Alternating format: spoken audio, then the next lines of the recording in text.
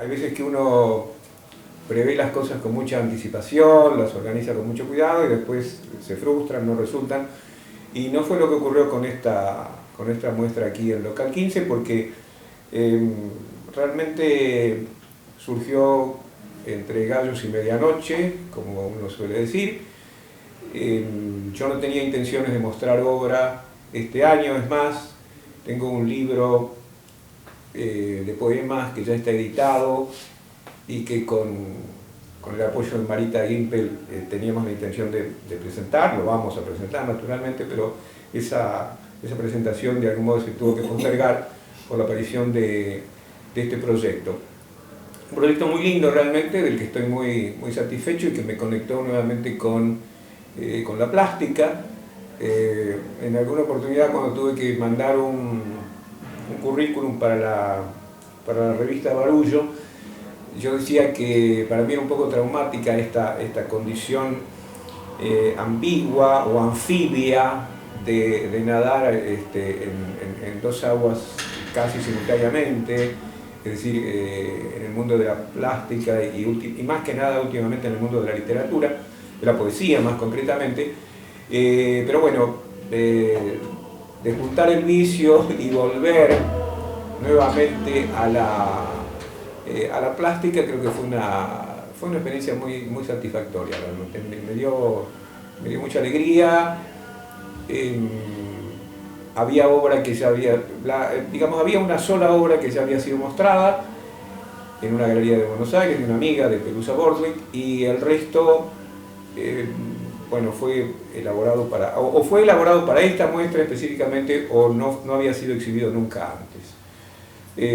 Como habrán visto la gente que vino a ver la muestra, el leitmotiv, ¿no es cierto?, el elemento que se repite, que sirve como denominador común, es un personaje, es un hombrecito, del que, como ya lo dije también en otras oportunidades, me niego a señalar, digamos, a responder la pregunta que todo el mundo hace, que de dónde surgieron los muñequitos, porque realmente son muy seductores, son muy atractivos. También ya dije que cuando le mandamos el flyer de la muestra a Laura Fensilver, que es una amiga común que tenemos con Marita, que es la crítica del diario Ámbito Financiero, Laura, que yo creo que fue cuando recibió el flyer, la respuesta de ella creo que fue la más simpática, la más graciosa y también muy profunda, porque ella, con haber visto nada más que esas imágenes, me dijo un lindo chiche, pero que evidentemente se las trae. O sea, ella captó que evidentemente detrás de ese elemento así lúdico casi, diríamos, del personajito, digamos, vestido de etiqueta, había otras connotaciones. Yo creo que esta muestra tiene en esencia las características que tiene todo el resto de mi producción, también la producción literaria, que es la preocupación por el destino del hombre, digamos. Suena muy ampuloso, quizá muy ambicioso, pero es un poco que toda mi vida me pregunté para qué estamos aquí, de dónde venimos y a dónde vamos, como suele decirse, una pregunta sobre la que naturalmente se han escrito bibliotecas y que sin duda no tiene respuesta. La tecnología, pese al avance incesante, creo que no ha dado respuesta ni va a poder darla jamás. Es un misterio insondable y es a lo que yo hago alusión, como ha dicho la curadora Marita en el texto que acompaña la muestra, lo hago enmascaradamente, ¿no es cierto? Lo hago a través de la polisemia de la obra, de la multiplicidad de interpretaciones, pero lo que subyace es siempre eso, una pregunta existencial y una angustia que quizás yo la elaboro a través de la ironía fundamentalmente, ¿no? Y bueno, con los muñequitos el objetivo era de modo que se barajaron otros títulos. yo había pensado en otros nombres quizás más solemnes, como el género humano o el destino humano, ¿no es cierto? O algo por el estilo. Y cuando lo charlamos con Marita, Marita, que como ella misma se reconoce, es muy pragmática y tiene los pies asentados sobre la tierra, y hay veces que me hace aterrizar también a mí. Marita hizo una lectura más bien social y política de las obritas, ¿no? de las obras, digo, no minimizándolas, pues son obras de pequeño formato.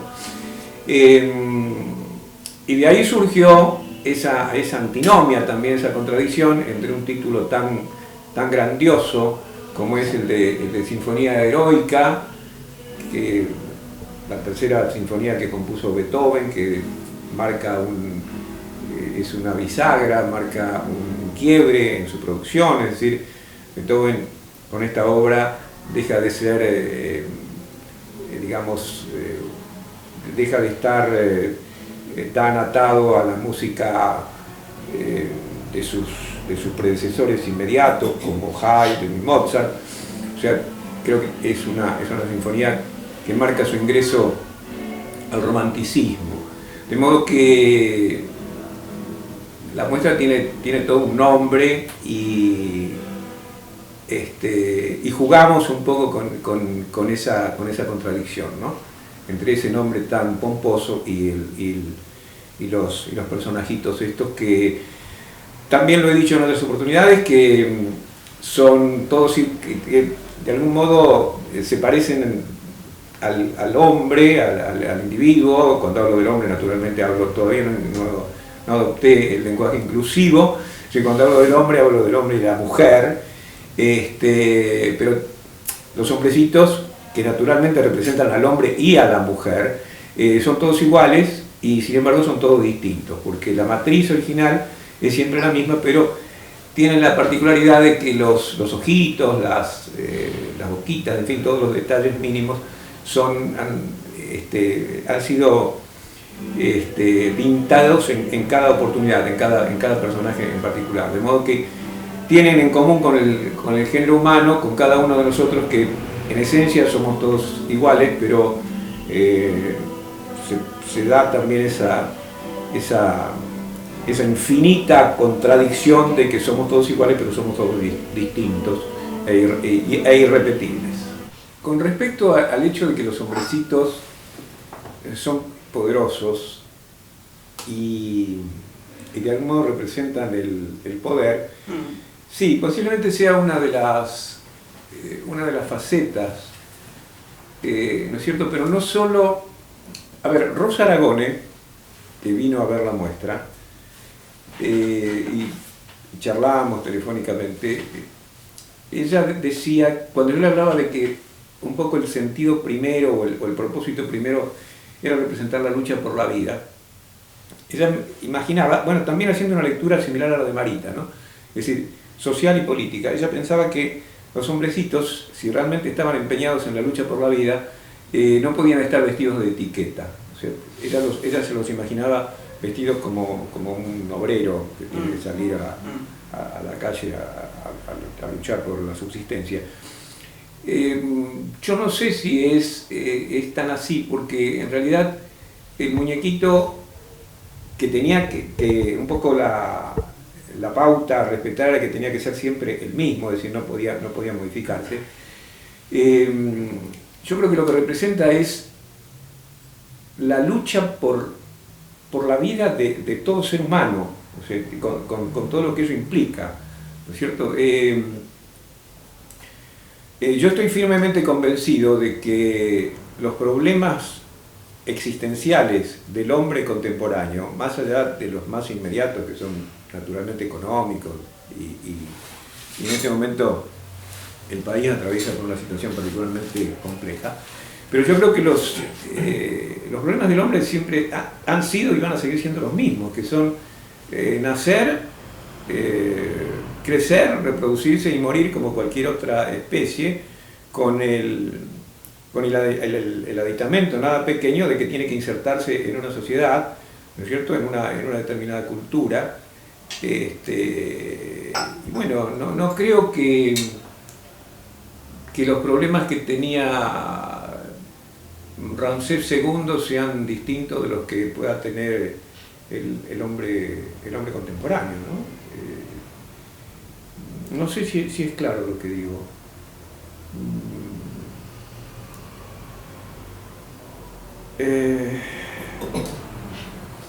Creo que más allá de las vicisitudes históricas, concretas de una determinada época,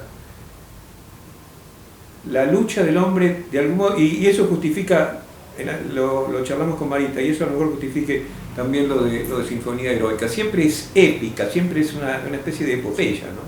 Es decir, hay que sobrevivir, hay que luchar contra la hostilidad del medio, y lo que es más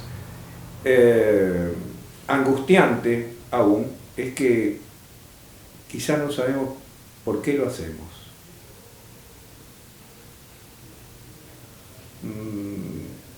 Quizás, repito, como dije en algún momento, suene muy ambicioso el planteo, pero realmente es lo que siempre me preocupó. Sí, yo no pensé que podía ser tan interesante o despertar tantas dudas o tantas inquietudes el hecho de que el hombrecito estuviera siempre vestido así, porque podría haber estado vestido de otra manera. Es una manera convencional, así me parece, salvada las distancias y para referirme a la gran historia del arte, me parece que es como los hombrecitos con hongo, con sombreritos hongos de Magritte, ¿no? Que no representan un estado privilegiado de la sociedad, no es que pertenezcan, creo yo, a una determinada clase social, sino que para mí son el hombre para Magritte, ¿no? Y repito que cuando digo el hombre, aunque suene en este momento desafortunado el uso del empleo, me estoy refiriendo al hombre y a la mujer, naturalmente. Sí, lo del atuendo creo que es un accidente, no creo que sea tan importante. Y además, como bien me hacía notar Marita, nunca, o sea, creo que en una sola circunstancia, quizá, o en un par de circunstancias, el hombrecito es representado así en su máximo esplendor, ¿no es cierto? O sea, encaramado en una columna dorada, o en un estado de euforia como allá que está parado arriba de una vaca, o en este caso del libro de artista, en realidad es un libro de artista, aunque no sea, aunque no se pueda ingresar a él, ¿no es cierto? Hay libros de artistas que se pueden desplegar, ¿no es cierto? Ese es el motivo por el cual para poderlos contemplar se le da al observador, a la persona se le dan guantes para que no los ensucien. Bueno, en este caso, mis libros, y a lo mejor esto tiene que ver también con un rasgo muy profundo de mi personalidad. Mis libros de artista son impenetrables. Herméticos. Son herméticos, absolutamente herméticos, o sea, no se puede ingresar. En este caso, es obvio que se trata de un libro, pero es un libro de colgar. Y bueno, el nombre surgió espontáneamente porque como es un libro que tiene 2 tenedores incorporados, lo llamamos en su momento tenedores de libros, pero en realidad es la obra con más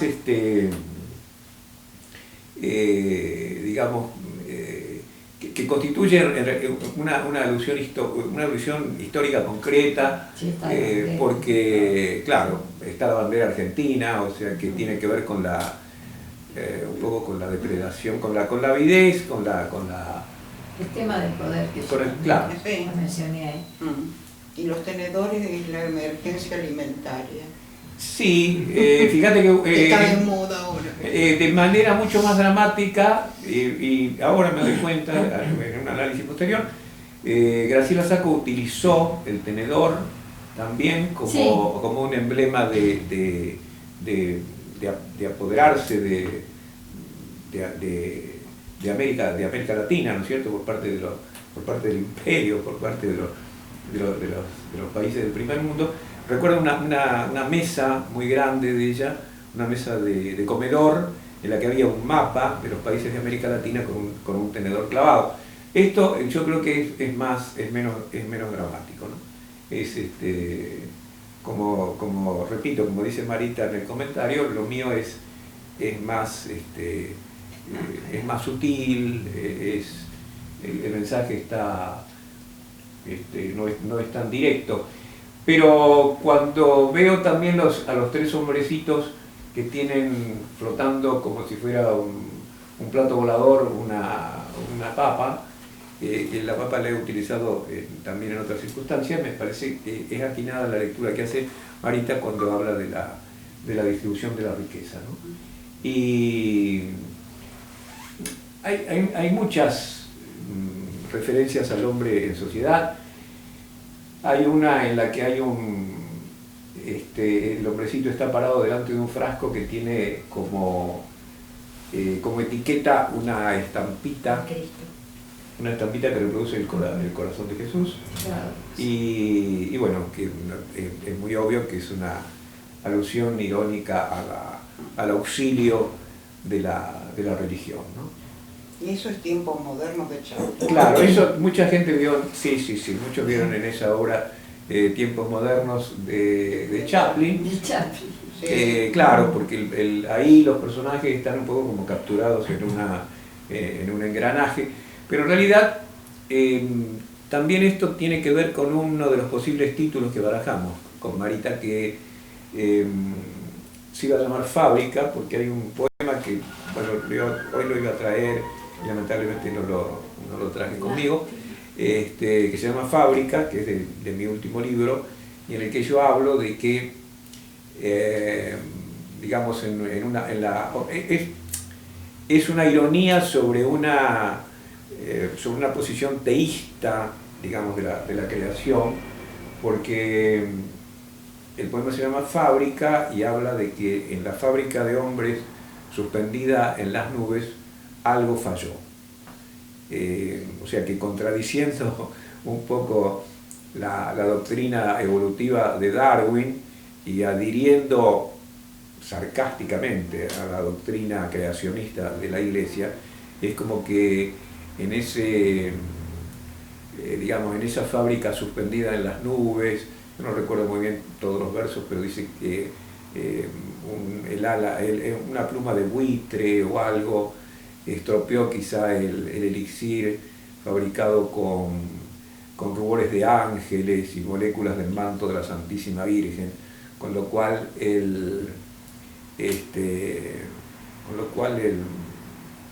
la música del arco iris se convirtió en pus, algo así, y todo terminó en un horrible alarido. Desgraciadamente no estoy repitiendo los versos literalmente, pero la conclusión final es que en esa fábrica de hombres suspendida en las nubes algo falló. Y aquí también, en este caso, bueno, también se podría hacer otra interpretación, que yo también la hice. Naturalmente, yo no sé cómo trabajarán otros artistas, pero me parece que todos trabajamos igual, es decir, yo por lo menos no parto de un plan preconcebido, sino que elaboro la obra y la lectura la hago a posteriori. Y naturalmente además admite todas las lecturas posibles que puedan hacer los críticos, en fin, o los contempladores.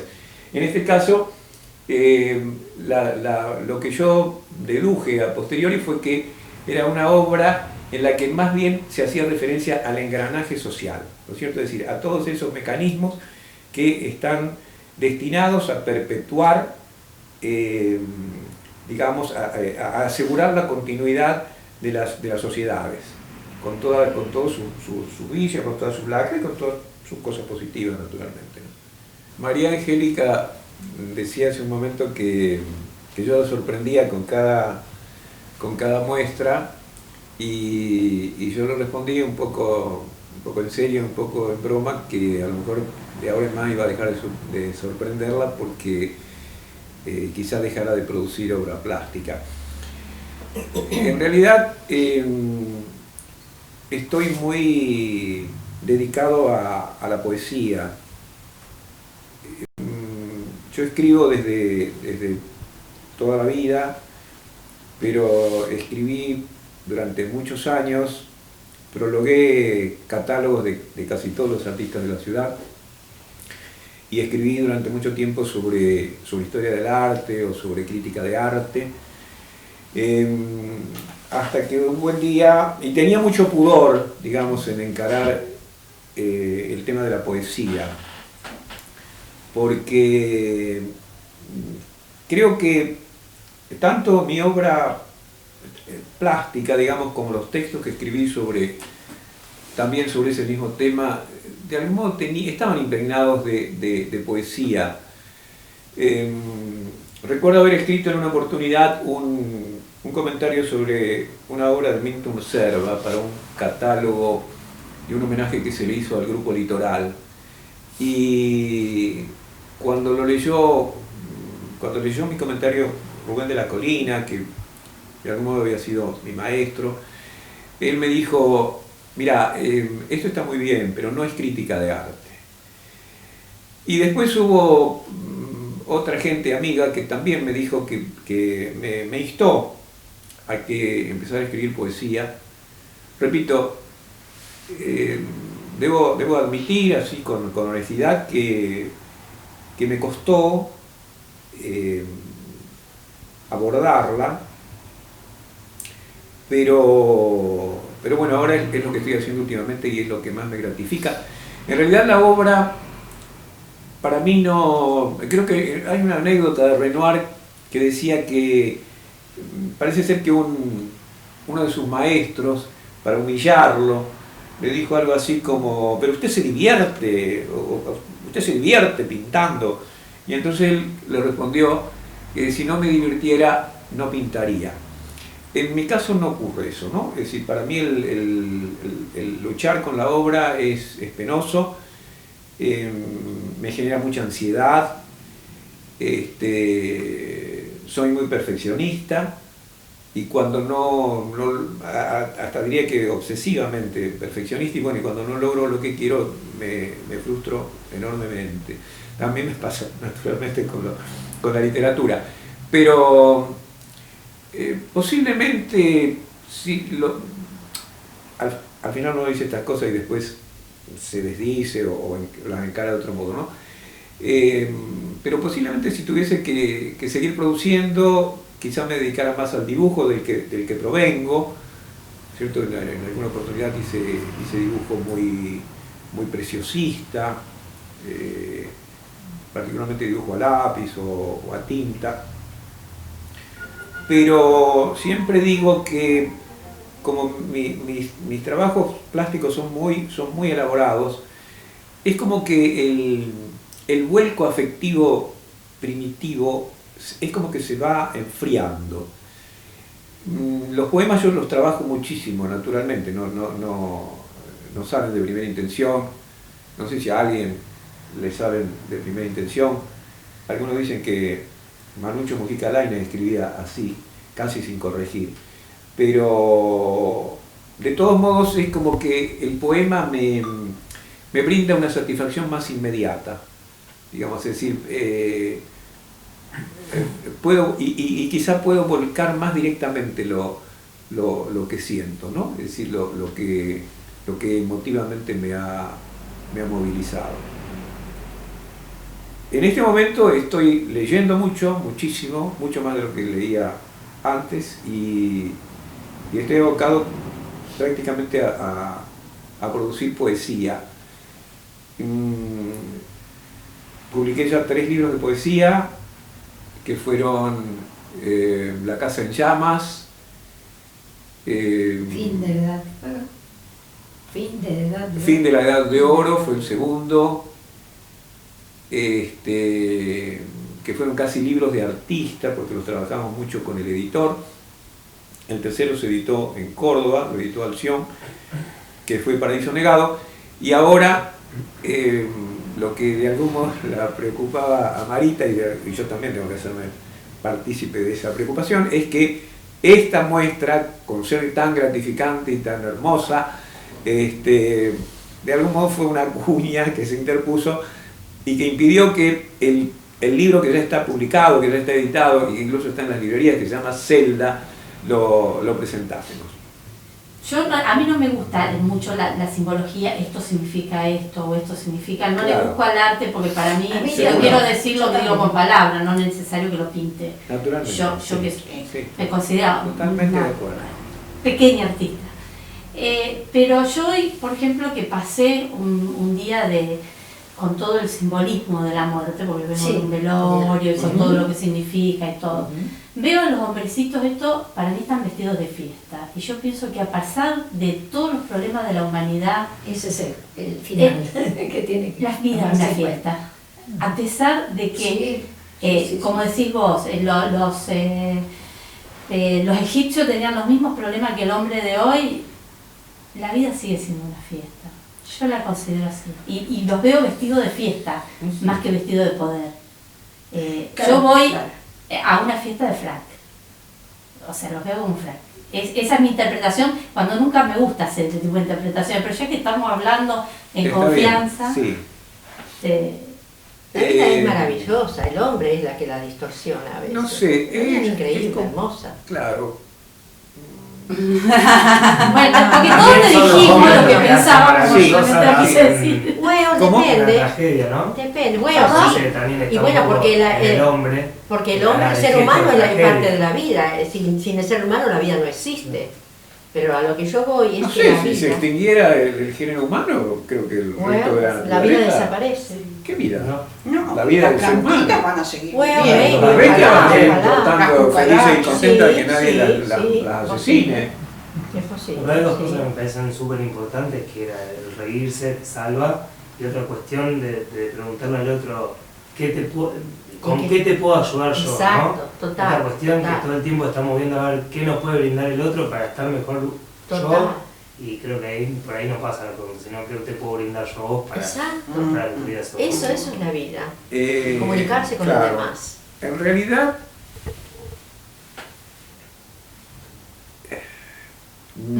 mi posición es un tanto pesimista, sí, debo admitirlo, ¿no? Ah, lo admitiste. ¿Eh? Oh, por fin Sí, lo logramos. La admitió. Sí, es un tanto pesimista. He indagado mucho, sé que hay, a ver,